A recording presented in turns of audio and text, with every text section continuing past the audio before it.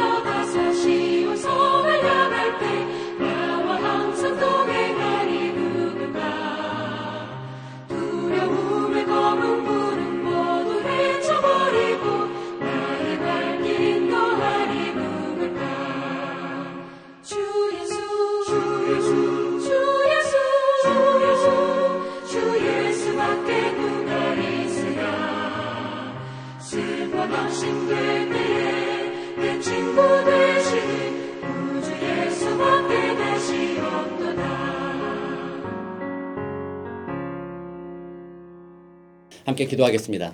참 사랑과 은혜가 많으신 아버지 하나님 감사합니다. 귀한 아침에도 우리를 하나님께 기도하고 또 찬양하고 또 말씀 읽고 듣는 귀한 시간 주셔서 감사합니다. 오늘도 성령 하나님 이 자리에 주인 되어 주시고 또 부족한 종의 입술을 다스려 주시며 이 말씀을 듣는 성도들에게도 주의 은혜 베풀어 주셔서 오늘 말씀 가운데 하나님이 우리에게 들려주시는 귀한 말씀을 듣는 복된 시간 되게 하여 주옵소서. 우리의 마음을 주님 앞에 굴복하게 되는 귀한 시간 되게 하옵소서. 감사드리며 살아계신 우리 구주 예수 그리스도의 이름으로 기도드립니다. 아멘. 오늘 우리에게 주시는 하나님의 말씀은 욥기 우리 9장 11절에서 24절까지 말씀입니다. 제가 읽어드리겠습니다. 그가 내 앞으로 지나시나 내가 보지 못하며 그가 내 앞에서 움직이시나 내가 깨닫지 못하느니라. 하나님이 빼앗으시면 누가 막을 수 있으며 무엇을 하시나이까 하고 누가 물을 수 있으랴. 하나님이 진노를 돌이키지 아니하시나니 라합을 돕는 자들이 그 밑에 굴복하겠거든 하물며 내가 감히 대답하겠으며 그 앞에서 무슨 말을 택하랴. 가령 내가 의로울지라도 대답하지 못하겠고 나를 심판하실 그에게 간구할 뿐이며 가령 내가 그를 부름으로 그가 내게 대답하셨을지라도 내 음성을 들으셨다고는 내가 믿지 아니하리라. 그가 폭풍으로 나를 치시고 까닭없이 내 상처를 깊게 하시며 나를 숨쉬지 못하게 하시며 괴로움을 내게 채우시는구나. 힘으로 말하면 그가 강하시고 심판으로 말하면 누가 그를 소환하겠느냐. 가령 내가 의로울지라도 내 입이 나를 정죄하리니 가령 내가 온전할지라도 나를 정죄하시리라. 나는 온전하다마는 내가 나를 돌아보지 아니하고 내 생명을 천히 여기는구나. 일이 다 같은 것이라 그러므로 나는 말하기를 하나님이 온전한 자나 악한 자나 멸망시키신다 하나니 갑자기 재난이 닥쳐 죽을지라도 무죄한 자의 절망도 그가 비웃으시리라. 세상이 악인의 손에 넘어갔고 재판관의 얼굴도 가려졌나니 그렇게 되게 하니가 그가 아니시면 누구냐. 아멘. 네, 오늘 본문 말씀은 욥이 그 세 친구들의 어떤 정죄함, 세 친구들의 이야기에 대해서 욥이 자신을 변호하면서 또한 대답하는 그 내용 중에 일부분이라고 할 수가 있겠습니다. 뭐 많은 이야기가 있죠. 어떤 부분은 좀 이해하기 힘든 말도 있고 어떤 부분은 좀 이해가 되기도 하고 또 어떤 부분은 좀 모순적인 것 같은 느낌도 들기도 하고 어쨌든 간에 이 욥의 대답의 주제라고 한다면 한 가지 우리가 좀 그것을 염두에 두고자 한다면 그것은 하나님은 하나님이시다라는 거예요. 그러니까 하나님은 어떤 것에도 얽매이지 않는 완전한 자유를 가지신 유일한 존재라는 그 사실을 우리 오늘 볼 수가 있는 거예요. 그래서 하나님은 피조물들과 달라요. 그래서 하나님은 모든 것을 만드셨잖아요. 그리고 모든 것을 그냥 다스리시잖아요. 그래서 그분이 원하시는 대로 행하는 것이 당연한 거예요. 그래서 피조물들이 하나님 앞에 왜 의인을 벌하고 왜 악인에게는 잘되게 합니까? 라고 항변하더라도 사실 엄밀한 의미에서 하나님께서 그것에 대해서 답변해 주시거나 하나님이 미안해 뭐 이렇게 말할 수 있는 이유는 없다라는 거예요. 아무리 우리가 불의하다라고 항변하더라도 하나님께서 내가 그렇게 하기를 원한다라고 한마디 하면은 그 모든 것의 상황은 정리가 되는 거예요. 그러니까 만약에 우리가 그런 하나님이 불의하다라고 말한다면 그것은 우리의 입장에서 말하는 것일 뿐이에요. 하나님의 입장에서 봤을 때는 하나님이 만유의 주인이시며 모든 것의 주인이시기 때문에 하나님은 당신이 원하시고자 하는 어떤 일도 행할 수 있는 존재라는 사실입니다. 그래서 오늘 본문의 욥의 고백이 바로 그런 고백인 거예요. 사실 욥은 자기에게 닥친 이 고통, 이 아픔들이 뭐 복잡한 얘기가 있겠지만 존재론적으로는 자기는 의인이 아니다라는 것을 알고는 있어요. 근본적으로는. 그럼에도 불구하고 자기가 지금까지 하나님 앞에 범죄한 행위적으로는 하나님께 범죄한 일이 없다라고 하면서 자신이 의롭다라고 얘기하면서 주님 앞에 하나님 앞에 내가 의로운데 이런 벌을 받습니까? 뭐 이렇게 항변하기도 하지만 그러나 지금 욥은 모르는 사실이 하나 있어요. 아직까지는 이 모든 재앙이 자기에게 닥친 것이 의로운 자에게 하나님이 벌 주신 것이 아니라 이것은 바로 사단이 욥의 신앙을 또 시험해 보며 하나님 앞에 대들기 위하여서 만들어낸 것이라는 것을 욥은 잘 몰라요. 그렇게 모르는 상황에서 고백하는 것이다 보니까 정말 정신이 없기도 하고 힘들기도 하고 하다 보니까 어떤 부분은 서로 모순돼 보이는 부분들도 있고 어떤 부분들은 참 어떻게 의인이라는 사람이 이렇게 얘기할 수 있겠느냐는 그런 표현들도 연안에 들어있게 되는 거예요. 그래서 어쨌든지 간에 오늘 본문에서도 그런 거예요. 공의가 사라졌다라는 것을 하나님께 얘기하는 건데 사실은 그건 아니잖아요. 그런데 욥의 이 고백 전체에서는요. 우리가 한 가지 주제를 기억하면서 그 주제 아래에서 그럼 우리에게 주는 영적 유익이 무엇인가 그것을 생각해 보는 것이 본문에서 우리가 찾을 수 있는 아주 중요한 내용이죠. 그래서 전체 주제는 방금 말씀을 드렸다시피 하나님께는 인간이 어느 누구도 변론할 만한 권리가 없다. 하나님이 의인도 벌하시면 그런 것이고 악인도 상 주시면 그런 것이다. 하나님은 모든 것 위에 계시는 스스로 자존하시는 I am who I am 스스로 계시는 분 자신의 모든 뜻대로 모든 것을 이루시는 분 그러므로 아무도 그에게 토를 달지 못하는 최고의 권위의 하나님이다라는 것을 이 주제로서 볼 수가 있는 것입니다. 그래서 우리 첫 번째로 기억할 것은 하나님이 바로 그런 분이다라는 것을 우리는 잊어서는 안 되는 거예요. 잘못 생각해서 우리는 하나님을 좀 끌어내리려고 하는 태도들이 좀 있어요. 아주 위대한 높은 권위의 하나님이 아니라 나와 대화하면서 내 말을 듣는 하나님 정도로 하나님의 권위를 자꾸 끌어내리는 거예요.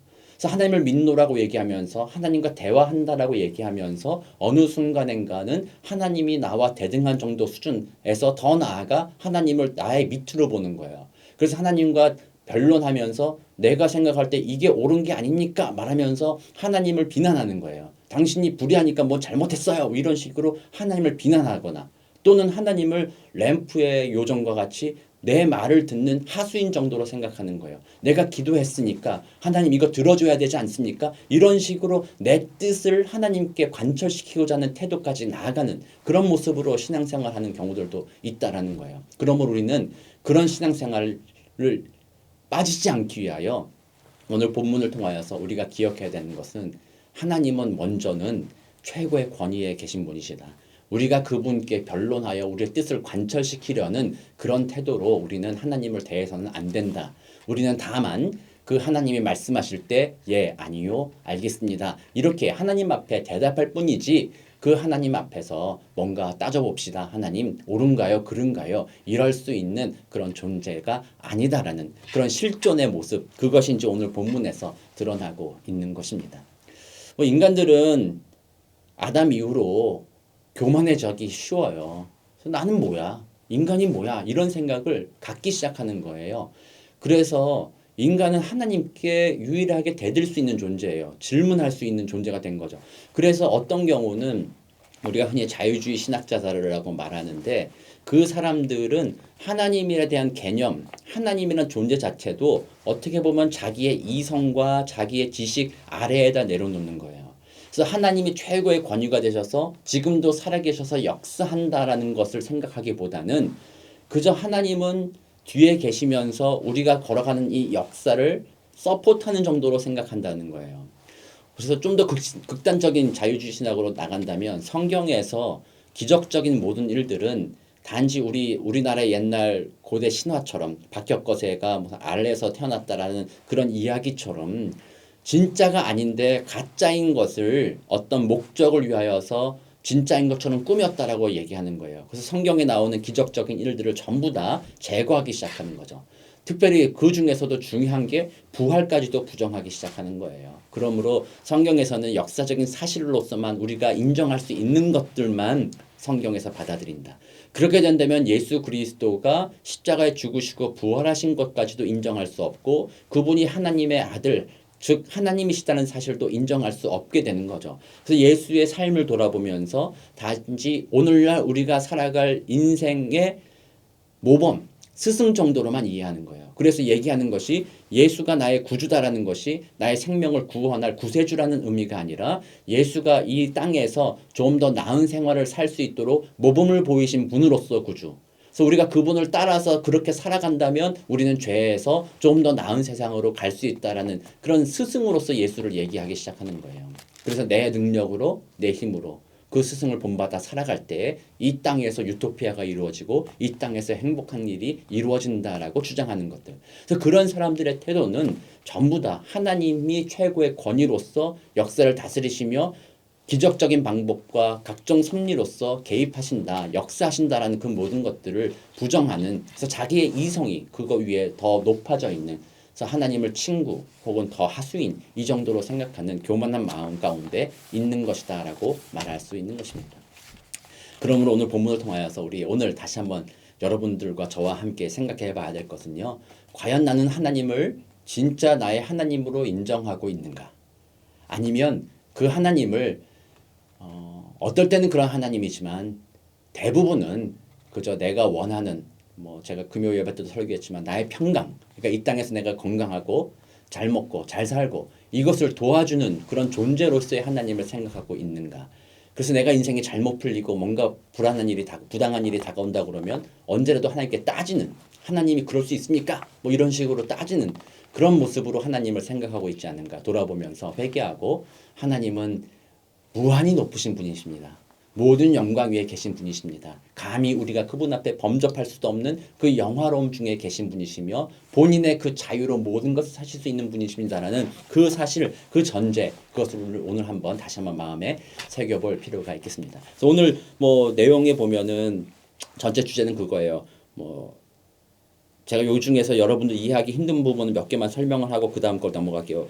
이 13절에 보면 라합을 돕는 자들이라는 말이 나오죠. 그 밑에 굴복하거든. 이 라합이라는 것이 우리가 잘 알고 있는 출애굽 당시에 여리고에서 이스라엘 백성들을 도와줬던 라합이라고 생각할 수 있지만 대문자로 쓰여져 있어서 사실은 그런 의미라기보다는요. 이 라합의 의미가 교만하다라는 뜻도 담겨 있고 또 사탄을 나타내는 표현이기도 해요. 그래서 사탄을 돕는 자들 해서 사단의 권세, 이 모든 것을 포함하는 거였어요. 그런 것들조차도 하나님 말씀에 그 밑에 굴복한다라는 것이고, 또 24절 말씀을 보면 세상이 악인의 손에 넘어갔고 재판관의 얼굴도 가려졌나니 그렇게 되게 하니가 그가 아니시면 누구냐라고 말하면서 이 세상에 악한 일을 행하는 사단이 권세 잡고 그렇게 행하고 있는데, 사실은 그 사단의 권세조차도 사실 하나님의 손 아래에 있다라는 표현으로서 전체적인 성경 이 내용들은 하나님께 최고의 권위가 있다. 그분은 본인의 뜻대로 모든 것을 다스리시는 분이시다라는 것을 고백하는 것이 바로 욥의 고백이다라고 볼 수 있습니다.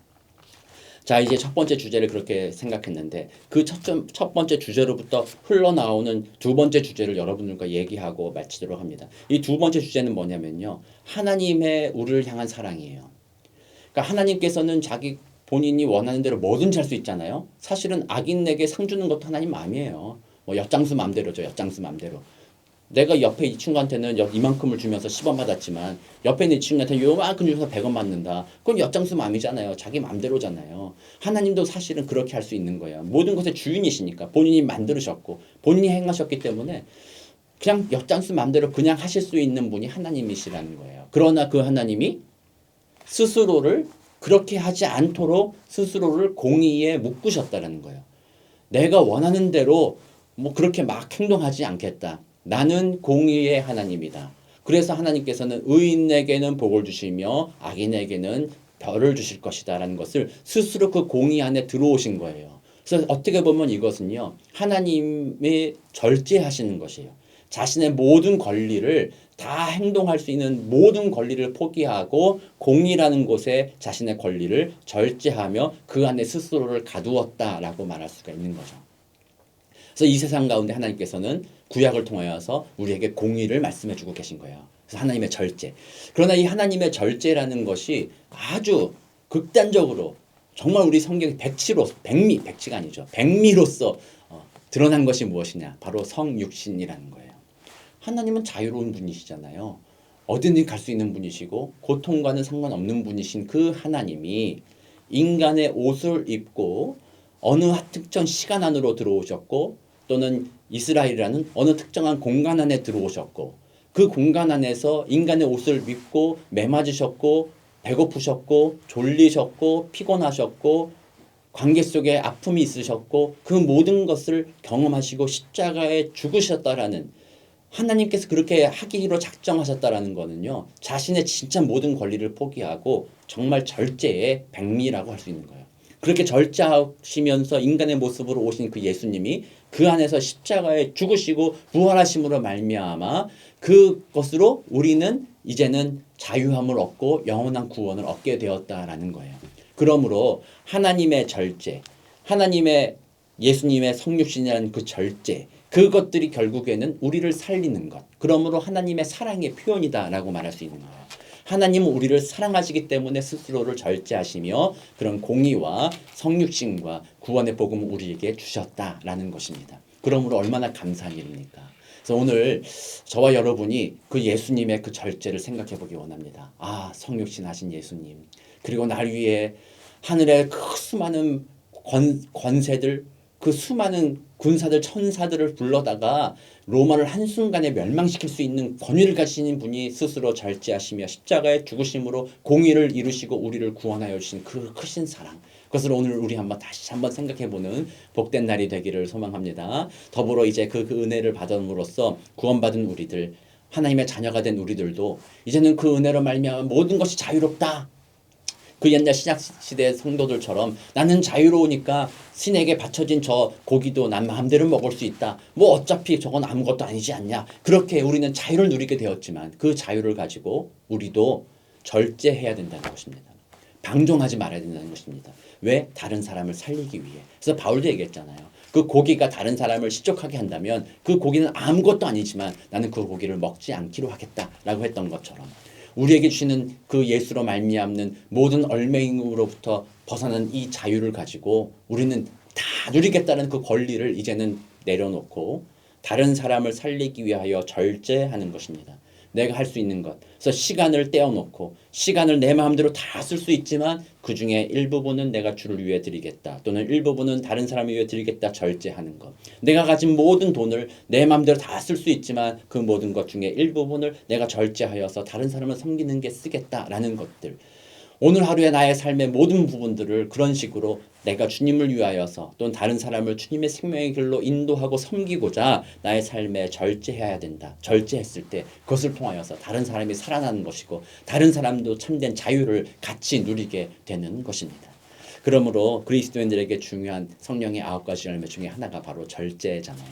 그래서 오늘 저와 여러분이 그 은혜를 한번 적용해 봤으면 좋겠어요. 오늘 내가 좀 절제하면서 다른 사람을 살려야 되는 것이 무엇인가 한번 생각해 보게 되길 원합니다. 그것이 어떻게 보면은 재정적인 금전적인 사용일 수도 있겠고요. 나의 시간을 어떻게 쓰는지도 될 수도 있겠죠. 어쨌든 시간에 여러분들이 한번 고민해 보시고 내가 오늘 내가 마음껏 누릴 수 있지만 절제함으로써 다른 사람에게 유익하게 될 것이 무엇인가 생각해 보고 성령의 도움 안에서 그 뜻대로 순종하여서 정말 오늘 다른 사람의 마음을 시원하게 하고 다른 사람에게 그리스도의 복음을 전하게 되는 복된 저와 여러분 되시기를 우리 구주 예수 그리스도의 이름으로 축복합니다. 함께 기도하겠습니다. 참 사랑과 은혜가 많으신 아버지 하나님, 그렇습니다. 우리 하나님은 광대하신 분이십니다. 위대하신 분이십니다. 어느 누구도 그 하나님 앞에 토를 달거나 그 하나님과 변론할 수 없는 정말로 뛰어나신 분이 바로 그 하나님이십니다. 그러나 그 하나님이 스스로 절제하시며 공이라는 옷을 입으셨고 또 특별히 예수님이라는 성육신으로 그 옷을 입으셔서 스스로 절제하심으로 우리를 구원하여 주시고 우리를 자유롭게 하여 주셨습니다. 그 은혜 진심으로 감사와 영광을 주님 앞에 올려드립니다. 이제 그 은혜에 힘입어 자유로운 자 된 우리들도 이제는 공의의 옷을 입기를 원하고 절제의 옷을 입기를 원합니다. 그래야 오늘 우리의 절제를 통하여 다른 사람을 살리고 다른 사람에게 그리스도를 증거하는 복된 하루가 되게 하여 주옵소서. 감사드리며 살아계신 우리 구주 예수 그리스도의 이름으로 기도드립니다. 아멘. 네, 이제 각자의 자리에서 자유롭게 개인의 기도 제목과 또 여러 가지 중보 기도 제목과 또 세계 선교를 위한 기도 제목을 가지고 기도하시는 시간 가지시기 바랍니다.